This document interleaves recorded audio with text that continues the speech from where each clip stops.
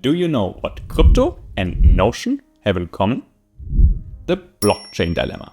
In crypto, this refers to the challenge to build a blockchain that is secure, scalable, and decentralized.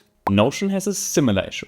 You currently can't build a workspace that is secure, scalable, and has different access levels. But I just found a new solution to this problem I wanted to share with you today, while we're all waiting patiently for better permissions in Notion.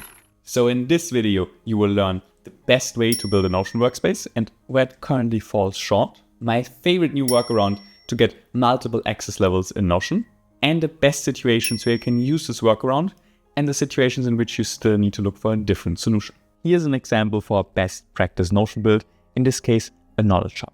And one of the most core elements of these builds is that they rely on a single database structure, right? So if we look actually at the back end of this, which happens to be here in the danger zone, we will see that in the databases, we have one wiki, right? Of course, we have also for different data types, different ones, right? We have one for departments, one for insights, one for the team, but all the documents live in one single database. And we can also have a look at it, right? It's a pretty large one. We have a ton of properties, and everything, no matter who creates it, ends up in this wiki.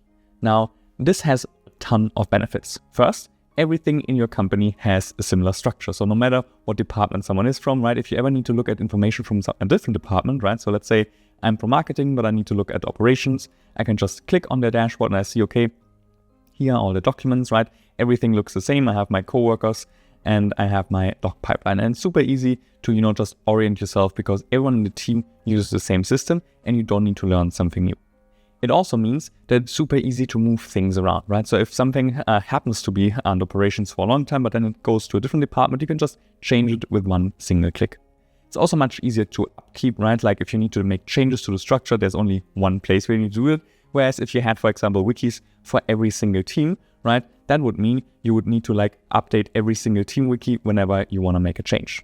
And last but not least, it makes it easier to pull information in across the workspace, right? Because everything lives in one single database. It's super easy for me to have this view where I see, okay, everything that is outdated across the whole company. I have this thing where I could say, okay, depending on specific categories, right? What are all the SOPs in the company? What are all the meeting notes? And so on and so on. So there are a ton of benefits to this system, but also one big drawback. And that is, with this system, it's very hard for me to give granular access. Because of the way Notion works, it means that I need to give, if I want to share part of my wiki database, I need to share the whole wiki database. Of course, I could always go in on an individual one, right, and say, okay, this really good SOP, I want to change the share settings here, right? In this case, right, I want to share it with a different group of people, but you can only do it, again, on a per page level, which is not really scalable. Ideally, right, I would be able to say, okay, everything that is under the operations department is only visible to operations plus a group of X people who need to see it. But with this structure, we're running into some issues there. Now, here's the new solution that I just discovered to create multiple access levels in Notion. Let's start with a blank page and really build a system from the ground up. Now, we have basically two requirements. On the one hand, we still want to be able to see all our information in one single place, right? I want to be able to filter for all SOPs in the company. I want to be able to filter for everything that is outdated in the company.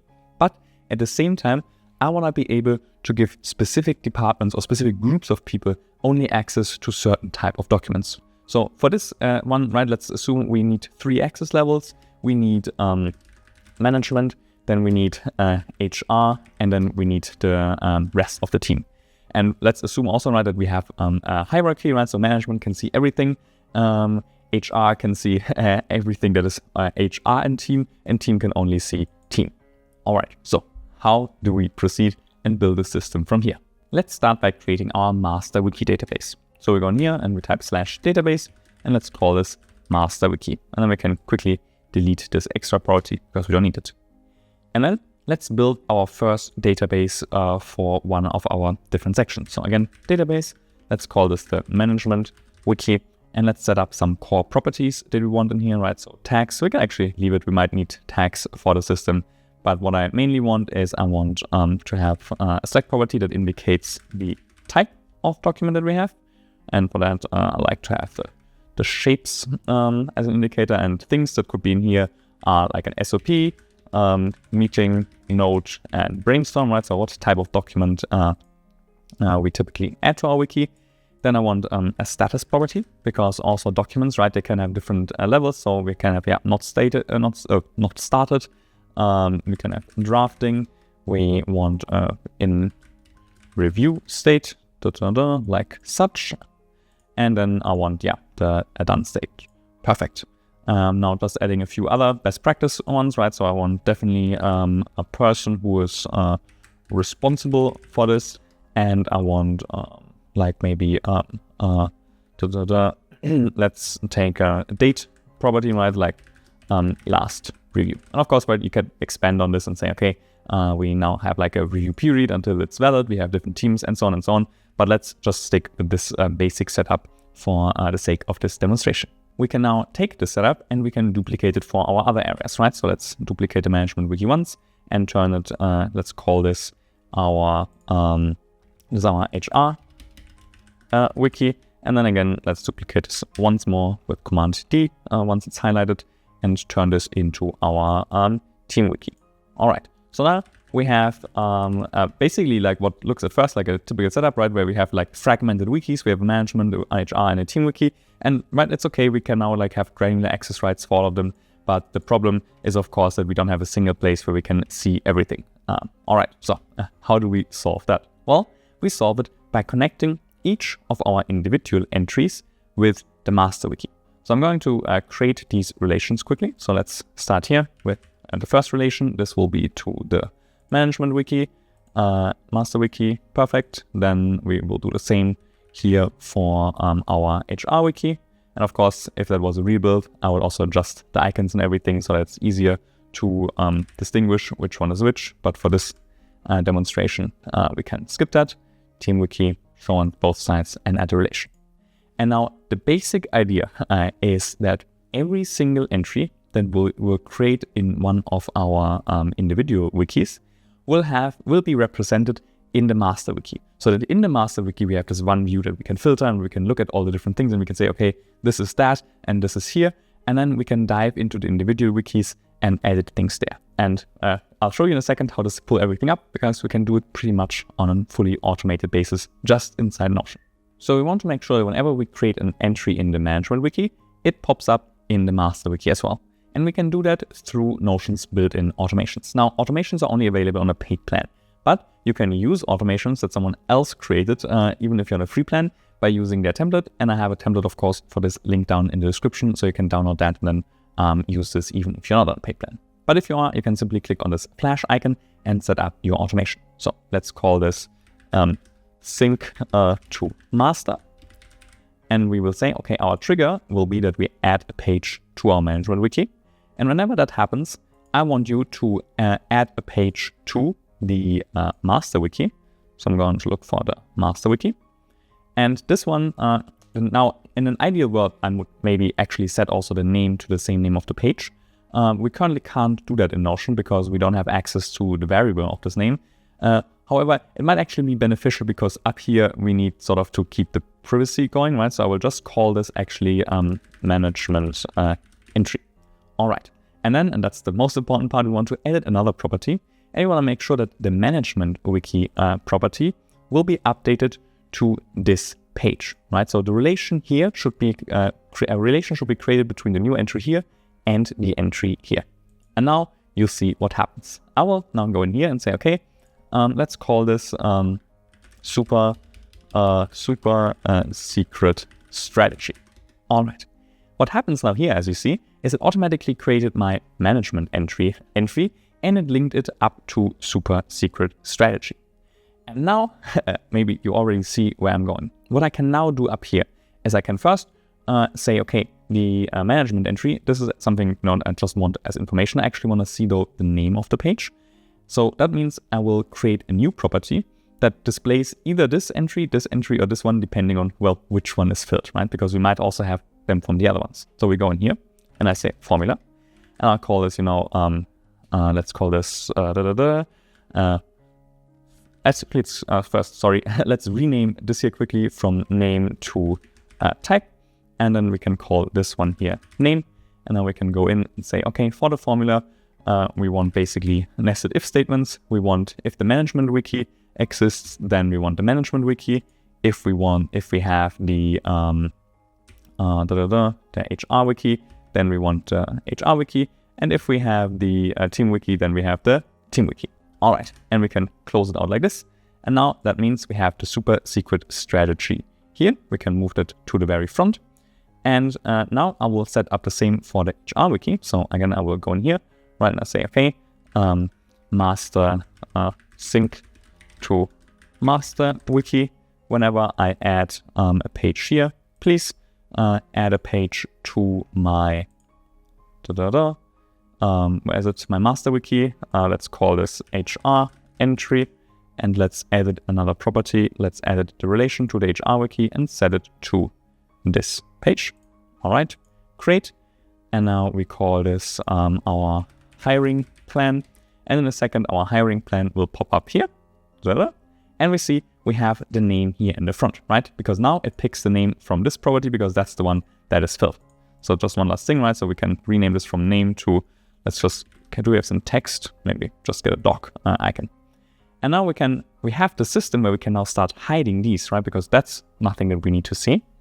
And instead, the way this would then end up in the usability, and we'll build it out in a second, is that you have here in the front your document, and you see it all in this database, and we can pull in all the other properties, right? All these different things like the type, the status, and so on and so on. We can all pull via formulas and rollups into the master wiki, then use filters and views to build it. And then just whenever we have to edit a document, instead of what we typically would do in Notion, where we say, okay, let's open the HR entry, we will click on hiring plan. And this will open now the entry in the HR wiki, not the one in the master wiki, right? And that basically brings it all together, because now that means if you have someone who has access to the team wiki, they simply will not see any the option to click into that, right? They will still see that there's an HR entry or there's a management entry, but they won't be able to click their way through to the actual documents. So we basically nearly solve Notion's permission problems for this specific use case. So I just quickly went ahead and added some dummy data, so we have something to work with, right? We have now some meeting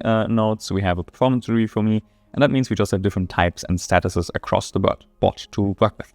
So let's actually pull the status in here. So I now create a new property. This will be a formula, and we'll call this status. And here we'll take the same approach as here, that we check, which relation exists, and then pull in the corresponding status. So let's just type ifs, and then open brackets, and start with the management wiki. And I went over this before a bit quick, but basically, if you just add as a condition the relation, it will, this results in true for Notion if something is in there, right? So we don't need to do, like not and empty to check whether something's empty. We can just leave it in there as is, as the main relation. And then if something is in here, it will take this. If not, it will take the next. So I can say, okay, if the management wiki is filled, then go to the management wiki, and please, from the first entry, because we always ever have only one entry in this relation, please pick the status. And then we will just continue doing the same for the other ones, right? So if that's not the case, then please go into the HR wiki, and in the HR wiki, go to HR wiki, the first connection, and take the status. And if that's also not the case, then go to the team wiki, and here, please, from the team wiki, the first entry, pick the status. Now, if these formulas confuse you a bit, then check out my formula video, because there we'll go over all these things in a bit more detail. All right. Otherwise, you can just copy it from the link in the blog post that's linked in the description, and just copy them into your own setup. All right. So let's click done. And now we see magically it pulls in the corresponding statuses from our different databases. Now, of course, there's one drawback, and that is that this isn't formatted in the way we have it here, right? We only pull in the name. We don't pull in the format. We can now expand our formula and make it quite a bit more complex to also pull that in. I'm going to show you in a second how, but for just the functionality perspective, this is enough, because we can now filter based off this and then show it. It's just like visually a bit less pretty than what we have here. In case you would want to apply the formatting, here's how it's done. We need to go in here, and first we need to turn all of this into a variable, because we have to reuse this statement quite a lot. So let's type let, open brackets, move this in a new line, and let's call this stat, short for status, 1 comma. So the way let works, right, is we first define the name of the variable, then the value of the variable, and then after another comma, we actually have to use it immediately. So now what we can do is, okay, based on what the status is, apply a different formatting. So we can again, now do nested ifs, and we can say, okay, if stat equals done, then please give me stat and then style it, style in a certain way. And I want to have it styled with like blue background and blue background. And maybe also a blue text color. All right, let's just do the background for now. That's a bit easier. Perfect. So that's the first part. And now we just repeat this for all the other statuses that we have, right? So let's just copy that. And we say, okay, if that is the case, if it's not done, but if it's, what else do we have here? In review, and just make sure that it's typed exactly the same. So here we would say maybe a pink background. If it is, actually for done, we have green, right? Not blue. So let's change this to green. And if it's for, I think we had drafting, then it should be a blue background. And then we just close it all off.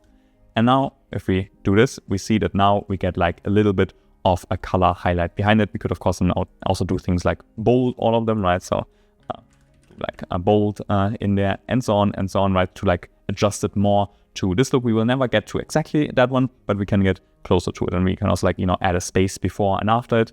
So yeah, you have like a bunch of options to get it closer to the result. We probably also, if I now look at it, would want to change the color of the text as well, right, to something like green to make it look a bit nicer. Yeah, it's much nicer than the black.